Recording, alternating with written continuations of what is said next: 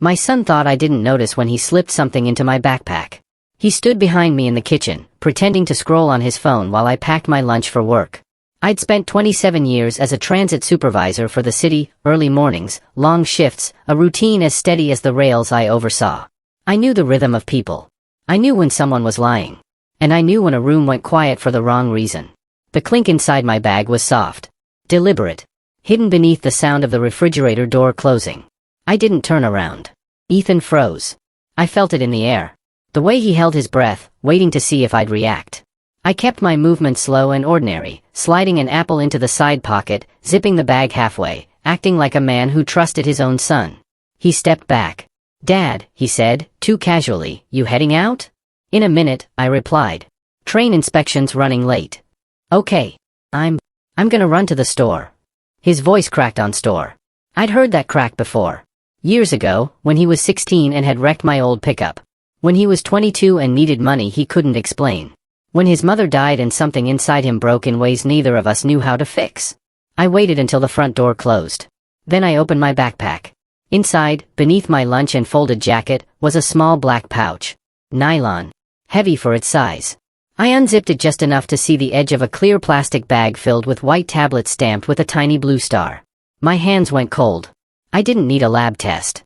I'd seen these before, confiscated in lockers, found in stations, whispered about by younger workers who thought I couldn't hear. Synthetic opioids. The kind that killed fast and quietly. Enough of them to ruin a life. Or end one. I sat at the kitchen table for a long time, the bag resting in front of me like a verdict. The clock ticked. The coffee went cold. Outside, a bus hissed to a stop and pulled away. My son had put drugs in my backpack. Not to hide them. To make me carry them. I thought about the way Ethan had been acting lately. The sudden politeness. The way he cleaned his room for the first time in years. The new friends who never came inside. The late-night phone calls in the garage. The money he'd asked for last week. $15,000. Just to get me through, he'd said. "I'll pay you back. I swear." I had said no. I had said, "I love you, but I can't keep saving you from your own choices." He had nodded. Hugged me. Told me he understood. And this was his answer. I slid the pouch back into my bag, zipped it, and walked to the front door. My heart felt like it was beating in someone else's chest. Every step was heavy with a truth I didn't want. My son was trying to use me as a mule. Or worse, setting me up to take a fall. Either way, he was willing to sacrifice me. I drove to work on autopilot, the city blurring past. At every red light, I imagined a police cruiser pulling up beside me. I imagined hands on the hood, cuffs biting into my wrists, my coworkers watching as I was led away. I imagined Ethan standing in our driveway, innocent and free. By noon, I'd made a decision. If my son wanted me to carry his poison, he was about to learn what it felt like to carry it himself. I left work early, claiming a migraine. The backpack sat on the passenger seat like a living thing. When I reached home, Ethan's car was in the driveway, his old gray sedan, dented, neglected, always locked. I went inside, placed my bag on the kitchen counter, and waited. At 5:30, the front door opened. "Dad?" Ethan called. "You home?" "In the kitchen." He appeared, smiling, holding a plastic grocery bag. "Got your favorite chips?" I watched him carefully. The way his eyes flicked to my backpack. The way his shoulders loosened when he saw it still zipped, still where he'd left it. "Thanks," I said. "How was the store?" "Busy," he replied. "You okay? You look tired." "I am." I met his gaze. "We should talk tonight." A flicker of panic. Gone in a heartbeat. "About what?" "About us." He nodded, swallowing. "Yeah. Okay." I waited until he went upstairs. Then I took the pouch from my bag. The house was quiet except for the hum of the refrigerator. I held the black pouch in my hands and thought about the boy who used to ride on my shoulders at parades. The teenager who stayed up late watching old movies with me after his mother went to bed. The young man who had cried in my arms at her funeral. I didn't want to do this. But I couldn't let him destroy me. I walked outside, the pouch hidden in my jacket. Ethan's car sat under the fading afternoon light. I tried the door handle, unlocked. Typical. The interior smelled faintly of smoke and cheap cologne. Empty cups rolled under the seats. Receipts littered the console. I opened the trunk. There was a duffel bag in the corner, half unzipped, filled with clothes. I slid the pouch beneath it, deep enough that it wouldn't be seen at a glance. Then I closed the trunk softly. My hands were steady. My heart was not. Inside, I sat at the table and waited. Dinner passed in polite small talk. Ethan ate fast, barely tasting his food. He checked his phone constantly. I watched him the way I used to watch passengers on late-night platforms, alert, quiet, ready. Afterward, he stood. "I've got to head out for a bit," he said. "Just meeting some friends." "Take your car?" I asked. He hesitated. "Just a fraction." "Yeah," he said. "Why?" "No reason," I replied. "Drive safe." He nodded, grabbed his keys, and paused at the door. "Dad," he said, softly. "I know I've messed up a lot. But I'm trying. I really am." I wanted to believe him. "I know," I said. He left. I waited until the sound of his engine faded. Then I picked up my phone and dialed a number I hadn't called in years. "Transit Police," a familiar voice answered. "This is Mark Halvorson," I said. "Badge retired, but I need to report something." "What's going on, Mark?" "My son is in possession of a large quantity of illegal opioids. He's driving right now. Gray sedan. Plate number." I gave the details calmly, clearly. There was a pause. "Are you sure?" the officer asked. "I'm his father," I said. "I've never been more sure of anything in my life." I hung up and sat in the darkened kitchen. 10 minutes later, my phone buzzed. Unknown number. I answered. "Dad," Ethan's voice whispered. "What did you do?" I closed my eyes. The trap had sprung. "Dad," Ethan whispered again, panic bleeding through every syllable. "What did you do?" I didn't answer right away. I could hear traffic in the background. A horn. The muffled thump of music from another car. He was still driving. "Pull over," I said quietly. "Do it now." "Why?" His voice cracked. "What's happening?"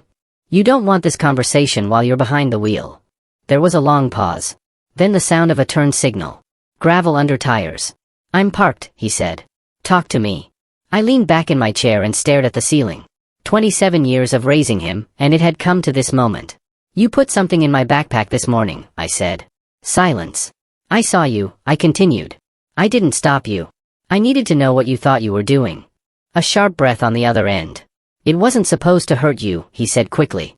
"I just needed somewhere safe for a few hours. That's all. I was going to take it back." "You put enough pills in my bag to put me in prison for the rest of my life," I replied. "That's not safe. That's a sentence." I didn't think. "No," I cut in. "You didn't care." His breathing turned ragged. "You don't understand. These people, they're not patient. They're not like you. They don't give second chances. So you decided I'd be the one to pay for your choices." "I was desperate," he said. "I thought if something happened, if the police found it on you. You thought I'd go quietly," I finished. "You thought I'd protect you even then." He didn't deny it. "Ethan," I said, my voice low. "What's in your trunk right now?" A sob escaped him. "How do you know about that?" "Answer me." "The same thing," he whispered. "More of it. They made me carry it. They said if I didn't." "They said what?" "That they'd come for me," he said. "For you. For the house. They know where we live, Dad. They know everything." I closed my eyes. "I moved it," I said. "What?" His voice rose. "Moved what?" "The pouch," I replied. "It's not in my backpack anymore." The line went dead quiet. "Where is it?" he asked. "In your car." A sound like something breaking came through the phone. "You can't do that," he said. "You don't understand. They're watching me. They're going to think I stole it." "No," I said.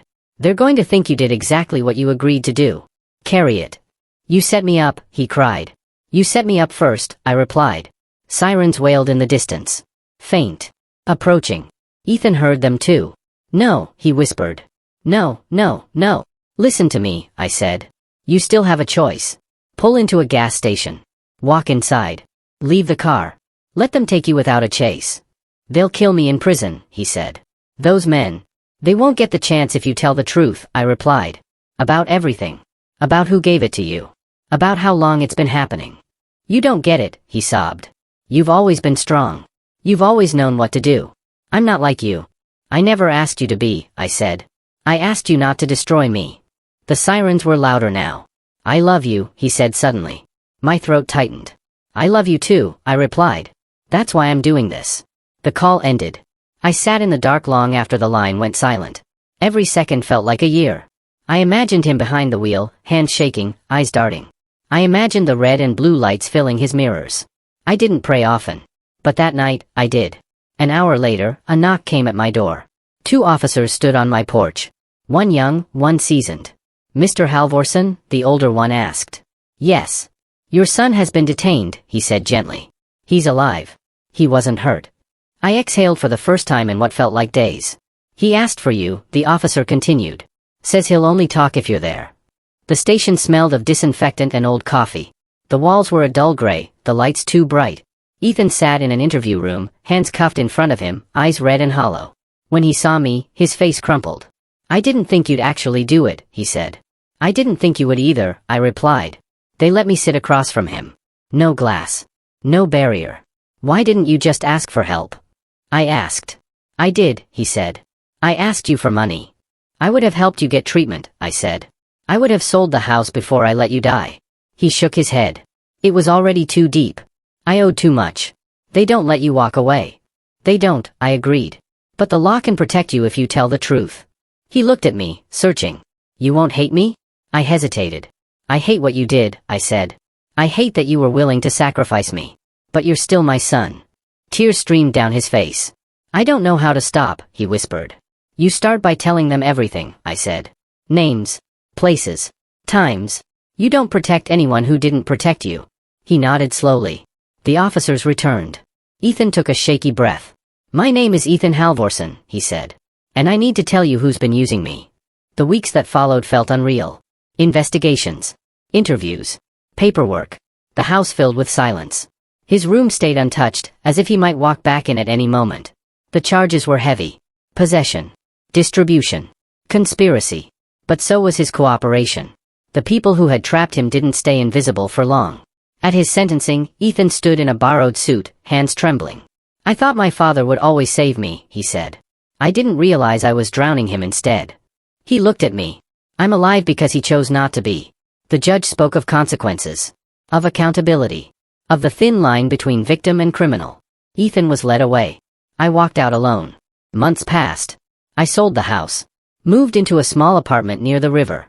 I still carry a backpack to work. Every morning, I check it. Not because I expect to find something, but because I finally understand what trust costs. Sometimes, the people we love become the most dangerous things we carry.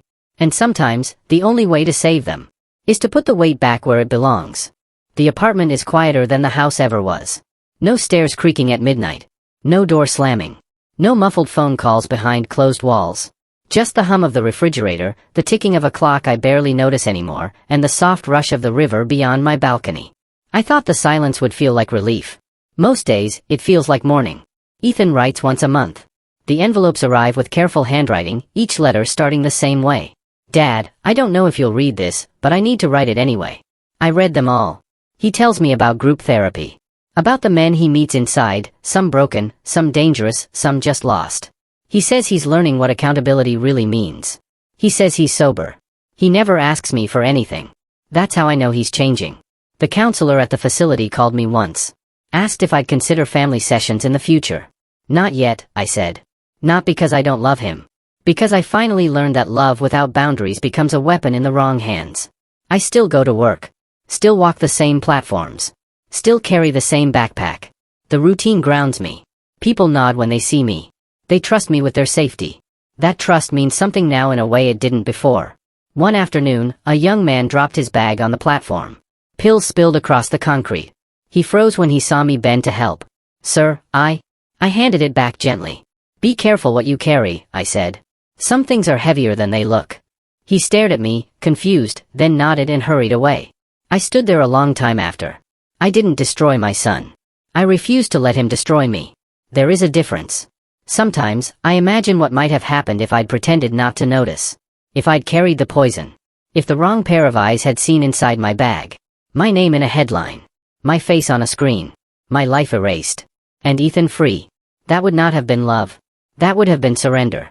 Now, the river flows past my window every morning. It doesn't stop for grief. It doesn't slow for regret. It moves forward, steady and honest. I've learned to do the same. Ethan has years to serve. I have years to live. And for the first time in a long while, I understand something simple and hard. Saving someone does not mean letting them drown you. Sometimes, the bravest act of love is choosing to survive. A year after Ethan's sentencing, I received a call from a number I didn't recognize. Mr. Halvorsen, a woman said, her voice warm but professional. This is Dr. Myers from the Federal Rehabilitation Unit. Your son asked me to reach out. I closed my eyes before answering. Is he all right? He is, she said. He's completed the first phase of treatment. No relapses. No disciplinary issues. He mentors 2 younger inmates in recovery. That image didn't match the boy I had watched unravel in my kitchen. He told us about you, she continued. About what you did. About the choice you made. What choice? I asked. To stop him, she replied. Most families enable.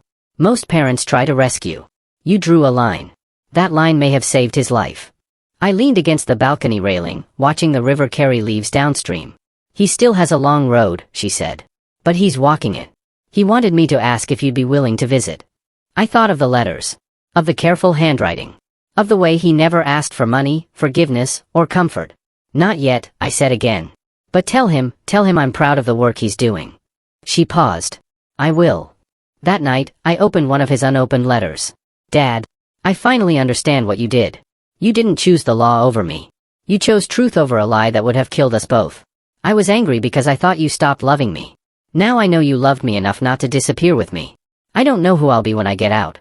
But I know who I don't want to be anymore. Your son, Ethan. I folded the letter carefully and placed it in the drawer with the others. Forgiveness isn't a door you fling open. It's a window you crack, 1 inch at a time. Some mornings, when I shoulder my backpack and step into the early light, I still feel that old ghost of fear. The memory of weight that didn't belong to me. But it passes. Because I know now that awareness is freedom. Because I know that love does not mean silence. Because I know that sometimes, the only way to save a life is to refuse to carry what will destroy you. On the anniversary of my move, I took the day off and walked along the river trail. The water was high from spring rain, moving fast, catching light like scattered glass. Cyclists passed. A couple held hands. Somewhere behind me, a child laughed. Life went on. I sat on a bench and watched a fisherman pull in an empty line. He reeled it back with patience, recast, waited again. That's what healing looks like. Not a miracle. Not a moment. Just choosing to cast again. I thought about the morning Ethan slipped that pouch into my backpack. About how easily I could have pretended not to notice. How comfortable denial can be. How dangerous. I didn't win. There was no victory in losing a son to prison. But I survived. And survival, when it's earned honestly, becomes a form of peace. Ethan still has years ahead of him. I still have mornings. We are walking different paths now, but both of us are walking forward. That matters. If you ever find something heavy placed in your life by someone you love, something that threatens to ruin you, remember this. You are not cruel for refusing to carry it. You are not heartless for choosing to live. You are not wrong for drawing a line. Sometimes love means saying no. Sometimes it means letting consequences teach what kindness never could. Sometimes it means putting the weight back where it belongs. I stand each morning, shoulder my backpack, and step into the day unburdened. Because I learned the hardest truth a parent can face. You cannot save someone by letting them destroy you. And you do not betray love? By choosing to survive.